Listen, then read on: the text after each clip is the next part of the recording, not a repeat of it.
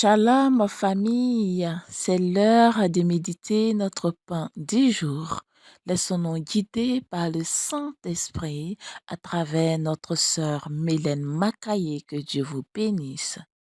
Shalom, shalom, mes frères et sœurs dans le Seigneur. J'ai foi que vous vous portez tous bien.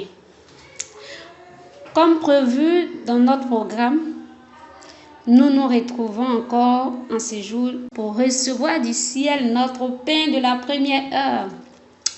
Le sous-thème que nous allons méditer aujourd'hui, c'est « À notre tour, engageons-nous à faire voir Jésus aux autres ».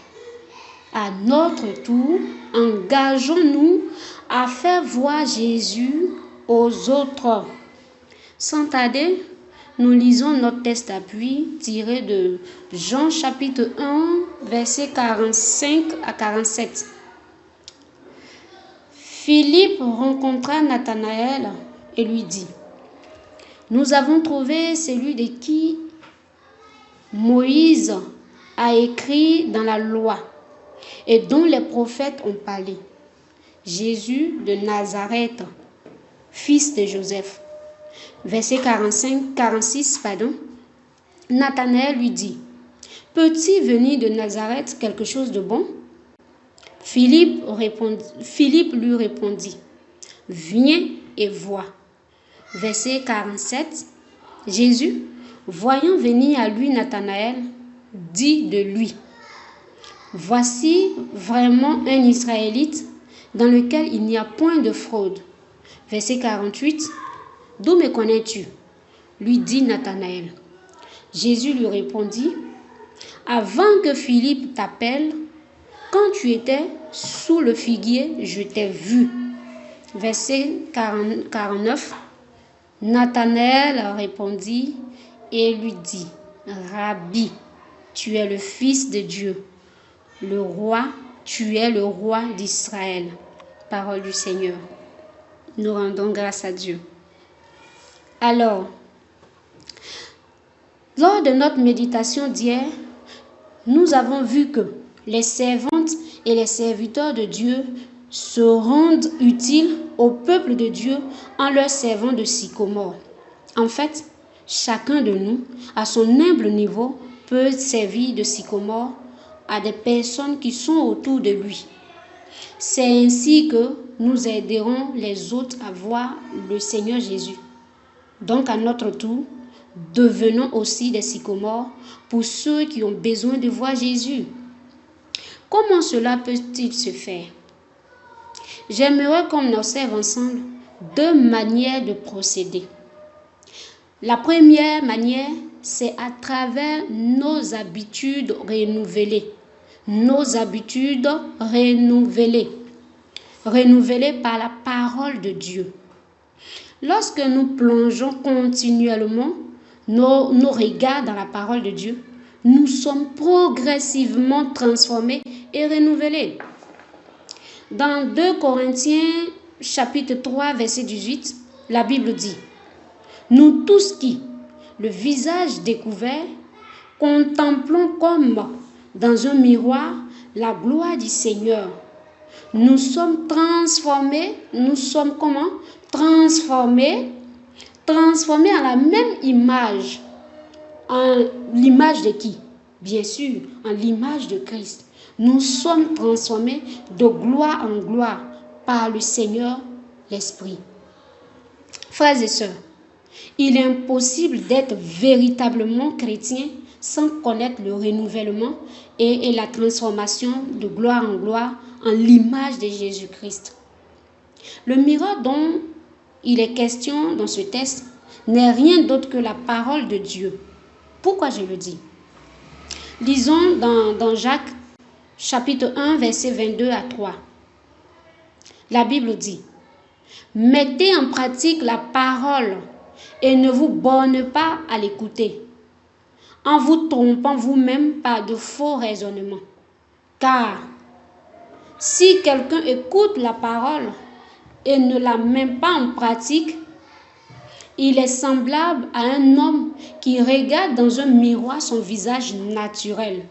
Donc, le miroir du chrétien, c'est la parole de Dieu. C'est la parole de Dieu. Sans trop m'attarder sur ce point, j'aimerais ramener chacun de nous à aller méditer sur la façon dont il se sert de son miroir de chambre chaque jour. Sans l'aide de notre miroir de chambre, notre beauté physique ne peut pas être renouvelée de jour en jour.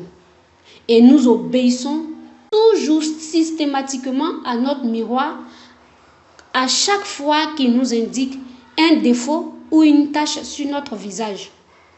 Je voudrais que chacun de nous aille et qu'il en fasse de même à l'égard du miroir de Dieu qui est la parole de Dieu, la Bible. C'est le miroir de Dieu qui fera ressortir toute la splendeur de notre vie chrétienne.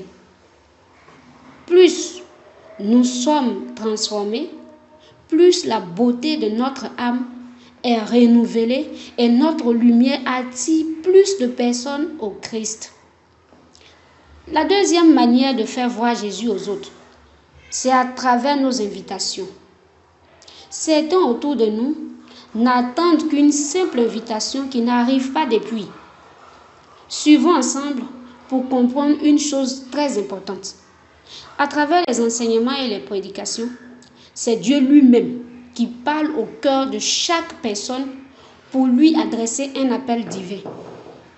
C'est soit un appel à la vie chrétienne, c'est-à-dire à accepter Jésus, soit un appel au service de Dieu, ou encore un appel au ministère. Nous savons qu'il y a une différence entre l'appel au service et l'appel au ministère. Dès que nous devenons chrétiens, Dieu nous appelle tous à entrer dans le service pour assurer les tâches dans notre communauté. Mais Dieu peut aller plus loin pour nous appeler à l'exercice du ministère, à devenir berger, prophète ou apôtre, etc. C'est par le canal du Saint-Esprit que Dieu parle au cœur pour conduire les hommes à la nouvelle naissance, pour les conduire dans le service et aussi dans l'exercice du ministère. C'est ça l'appel divin. Mais pour que Dieu accomplisse ce travail dans le cœur des gens, nous devons parfois les attirer dans la présence de Dieu d'abord. Et c'est ça l'étape de l'invitation. Dans Matthieu chapitre 22, verset 1 à 14, qui est un peu plus long et que chacun pourrait librement lire après, nous voyons que Jésus parle d'un roi qui a organisé des noces pour son fils. Quand il a envoyé ses serviteurs, la première tâche était d'appeler les conviés à venir dans la salle des noces, dans la présence du roi. Ils les ont donc invités. Ils ont invité ceux qui étaient conviés. Et évidemment, tous ne répondent pas toujours à l'invitation. Mais l'invitation reste le travail de nous tous qui sommes appelés à faire l'évangélisation. Une fois que les conviés seront rassemblés dans la présence du roi, le roi aura lui-même le soin de leur parler à travers les enseignements. Le roi leur parlera pour les appeler à son service et ce travail est réservé au roi à travers les prédications. Mais nous devons inviter le maximum de personnes à venir dans la présence de Dieu, à nous rejoindre dans nos réunions de prière, sur nos plateformes communautaires, dans nos groupes WhatsApp et Telegram. Une fois qu'ils seront dans la présence du roi, le Saint-Esprit prendra la relève pour leur présenter Jésus et ils verront Jésus. Revenons à notre texte d'appui. Philippe, ayant vu Jésus et admiré Jésus, il va entrer sans tarder dans le travail d'invitation. Remarquez que Philippe a invité Nathanaël sans faire trop de discours. Nathanaël avait une idée arrêtée sur ceux qui viennent de Nazareth. Il a dit, peut-il venir de Nazareth quelque chose de bon? Il s'est comporté comme beaucoup de non-croyants qui ont une opinion désagréable sur le christianisme. Mais Philippe ne s'est pas mis à justifier quoi que ce soit. Il a juste dit, viens et vois. C'est vraiment très simple. Viens et vois. La Bible dit dans 1 Pierre 2, verset 3, si vous avez goûté que le Seigneur est bon. Et encore dans Psaume 34, verset 9, la Bible dit, sentez et voyez combien l'Éternel est bon. Philippe avait la révélation selon laquelle personne ne peut goûter Jésus sans rester accroché à lui. Philippe savait que si vous sentez Jésus, vous verrez qu'il est bon et vous allez rester attaché à lui. Et c'est la raison pour laquelle Philippe n'a pas fait de longs discours devant le frère Nathanaël. Donc, tout ce que nous avons à faire, c'est de dire aux gens, venez seulement et voyez Jésus. Venez et goûtez-le.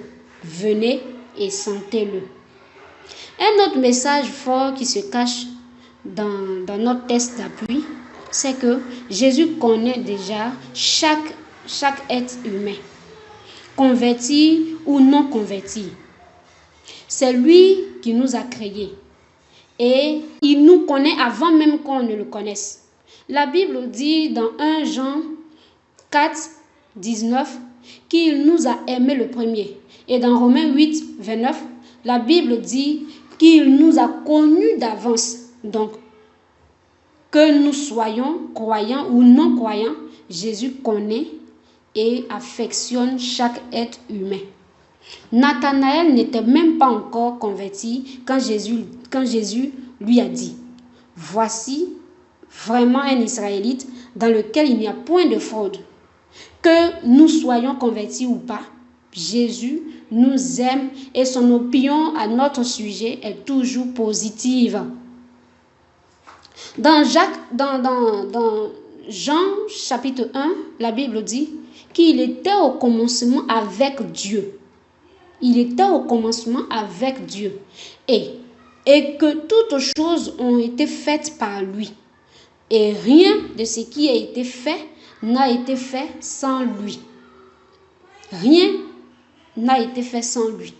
Donc, Jésus nous a créés et il a créé notre âme de telle sorte à pouvoir le reconnaître dès qu'on le verrait. C'est ainsi que Dieu a mis dans nos âmes la capacité de le reconnaître. Je nous le dis, c'est la vérité. Tous ceux qui n'ont pas encore reconnu que Jésus est Seigneur, c'est parce qu'ils n'ont pas encore vu Jésus. Paul était le plus dangereux des persécuteurs de l'Église. Mais dès qu'il a vu Jésus, il a reconnu en lui son Seigneur et son Créateur. Vous pouvez lire dans Actes chapitre 9. Nathanaël avait une opinion déplacée au sujet de Jésus. Mais dès qu'il l'a vu, il a dit, Rabbi, tu es le Fils de Dieu, tu es le roi d'Israël. Lorsque Thomas a vu Jésus après la résurrection, il a crié, mon Dieu, mon Seigneur et mon Dieu. Frères et sœurs, contentons-nous d'inviter les gens à venir voir Jésus. Et dès qu'ils le verront, ils le reconnaîtront. Pour nous, ce que nous devons faire, c'est de les inviter. C'est de les inviter. Nous comprenons donc qu'il s'agit de 3 niveaux d'engagement sur lesquels le Seigneur vient de nous instruire. À notre tour, nous devons être engagés à devenir des sycomores pour tous ceux qui sont autour de nous et qui ont besoin de voir Jésus. À notre tour encore, marchons dans la pratique de la parole avec des habitudes renouvelées et dignes de notre foi chrétienne. Cela permet de créer une atmosphère agréable qui attirera les autres à Jésus. Ils viendront et ils le verront aussi.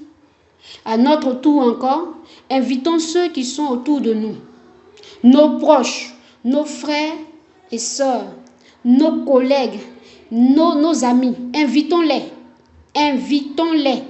Ce sont nos Nathanaël. Invitons-les dans la présence du Seigneur. Invitons-les à nos temps de prière. Partageons les enseignements et invitons-les à les écouter. En le faisant, nous agissons comme Philippe et nous aiderons la multitude à voir Jésus. Il y a déjà quelque chose en eux qui leur permettra de reconnaître Jésus comme leur Seigneur et leur Dieu.